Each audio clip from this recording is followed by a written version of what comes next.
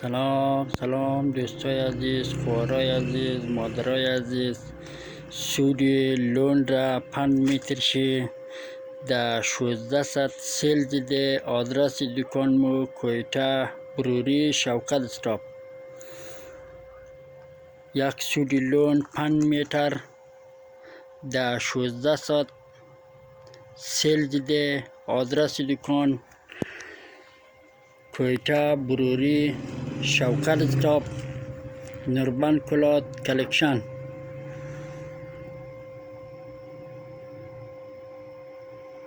اینی هم رنگایش هسته. این سیل بلده 2 روز هسته.